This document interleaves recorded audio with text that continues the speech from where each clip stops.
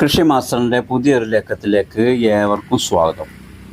നമ്മുടെയൊക്കെ വീട്ടുമുറ്റത്തുള്ള മാവ് പൂത്ത് കണ്ണിമാങ്ങകൾ ഉണ്ടായി വരുന്ന സമയമാണിപ്പോൾ.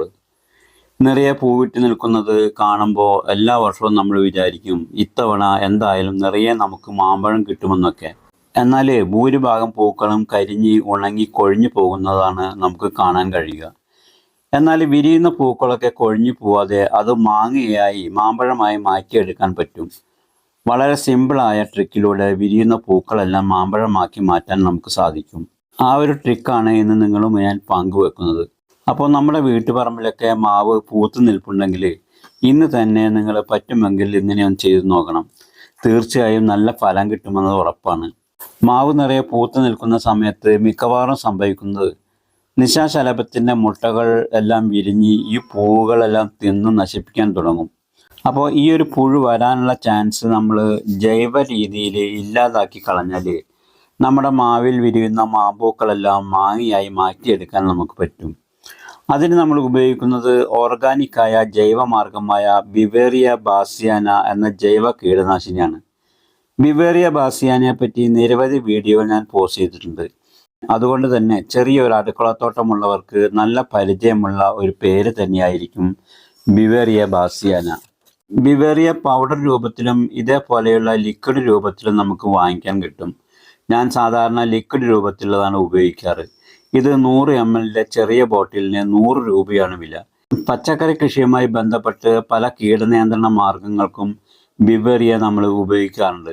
അപ്പോൾ നിങ്ങളും ഒരു ചെറിയ ബോട്ടിൽ ബിവേറിയ ബാസിയാന വാങ്ങി സൂക്ഷിക്കുന്നത് ഗുണം ചെയ്യും. ഇനി നിങ്ങൾക്ക് പൗഡർ രൂപത്തിലാണ് ഇത് കിട്ടുന്നതെങ്കിൽ ഒരു 20 ഗ്രാം എടുത്ത് 1 ലിറ്റർ വെള്ളത്തിൽ കലക്കിയും, ഇനി അതെല്ലാം നിങ്ങൾക്ക് ലിക്വിഡ് രൂപത്തിലാണ് കിട്ടുന്നതെങ്കിൽ 1 ലിറ്റർ വെള്ളത്തിലേക്ക് ഒരു 3 ml എടുത്ത് മിക്സ് ചെയ്ത് വിരിഞ്ഞു നിൽക്കുന്ന പൂക്കളിലെല്ലാം സ്പ്രേ ചെയ്ത് കൊടുത്താൽ ഏകദേശം ഒരാഴ്ചക്കുള്ളിൽ തന്നെ പൂവുകളിൽ സ്പർശിക്കുന്ന എല്ലാ പുഴുക്കളെയും നശിപ്പിച്ചു കളയാൻ പറ്റുന്ന ഒരു ജൈവ കീട നിയന്ത്രണ മാർഗമാണിത്. നമ്മൾ പൂവിൽ സ്പ്രേ ചെയ്യുമ്പോൾ പൂവുകളൊന്നും കൊഴിഞ്ഞു പോവാത്ത രീതിയിൽ സ്പ്രേയറിൻ്റെ നോബ് അഡ്ജസ്റ്റ് ചെയ്ത് ഫോഴ്സ് കുറച്ച് വേണം സ്പ്രേ ചെയ്ത് കൊടുക്കാനായിട്ട്. പൂവിൽ മാത്രമല്ല സ്പ്രേ ചെയ്യേണ്ടത്, ഇതിൻ്റെ ഇലകളിലും തണ്ടിലുമൊക്കെ നമുക്ക് പറ്റുന്ന പോലെ സ്പ്രേ ചെയ്ത് കൊടുക്കാവുന്നതാണ്. ഇത് സ്പ്രേ ചെയ്ത് കൊടുത്താൽ ഒരു 3 ദിവസം ആകുമ്പോഴേക്കും പുഴുക്കളൊക്കെ ചത്തു വീഴുന്നത് നമുക്ക് കാണാൻ കഴിയും. അത്രയും എഫക്റ്റീവാണിത്. അതുപോലെ തന്നെ കായീച്ചകളെ നിയന്ത്രിക്കാനായിട്ട് മാവിൻ്റെ പലയിടങ്ങളിലായി ഹിറമോൺ കെണികൾ ഉണ്ടാക്കിയോ വാങ്ങിയോ ഒക്കെ മാവിൽ തൂക്കിയിടാവുന്നതാണ്. കെണിയിൽ ആകൃഷ്ടരായി കുറേ കായീച്ചകൾ അതിൽപ്പെട്ട് ചത്തുപോകും. ഇതൊക്കെ നമ്മുടെ കൈയെത്തും ഹൈറ്റിലുള്ള മാവുകൾക്ക് നമുക്ക് ചെയ്യാൻ കഴിയുള്ളൂ. ആകാശം മുട്ടെ വളർന്നു നിൽക്കുന്ന മാവുകൾക്കൊന്നും ഇത് അത്ര പ്രായോഗികമല്ല. ഇനി ഇതൊന്നുമല്ലാതെ കുമിൾ ബാധ മൂലം പൂക്കൾ കൊഴിയാറുണ്ട്. അങ്ങനെയുള്ള അവസരത്തിൽ സ്യൂഡോമോണസ് സ്പ്രേ ചെയ്ത് കൊടുക്കാം. 20 ഗ്രാം സ്യൂഡോമോണസ് 1 ലിറ്റർ വെള്ളത്തിൽ മിക്സ് ചെയ്ത് മാവിൻ പൂക്കളിലെല്ലാം സ്പ്രേ ചെയ്ത് കൊടുക്കാവുന്നതാണ്.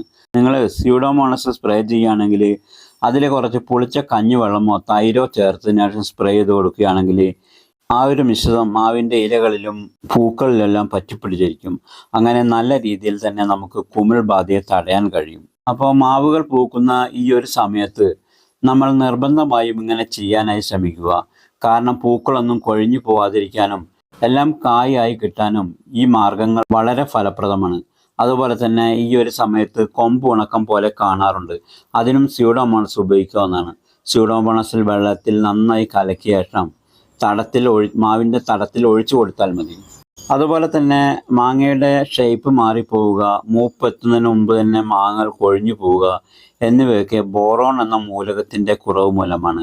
അത് പരിഹരിക്കാനായി 100 ഗ്രാം ബോറോക്സ് ചാണകപ്പൊടിയുമായി മിക്സ് ചെയ്ത് തടത്തിൽ ഇട്ട് കൊടുക്കാവുന്നതാണ്. അപ്പോൾ മാവ് പൂവിട്ടതിന് ശേഷം ഇത്രയും കാര്യങ്ങൾ നമ്മൾ ചെയ്തു കൊടുക്കുകയാണെങ്കിൽ മാമ്പൂക്കളൊന്നും കൊഴിഞ്ഞു പോകാതെ എല്ലാം നമുക്ക് മാങ്ങയാക്കി മാറ്റാൻ സാധിക്കും. ഇന്നത്തെ വീഡിയോ ഉപകാരപ്രദമായാൽ കൃഷിയുമായി ബന്ധപ്പെട്ട നിങ്ങളുടെ സുഹൃത്തുക്കൾക്ക് ഷെയർ ചെയ്ത് കൊടുക്കാൻ മറക്കരുത്. അതുപോലെ നിങ്ങളുടെ അഭിപ്രായങ്ങളും പ്രതീക്ഷിക്കുന്നു. ഇനി മറ്റൊരു വിഷയവുമായി വീണ്ടും കാണുന്നവരെ good bye. Okay, thank you.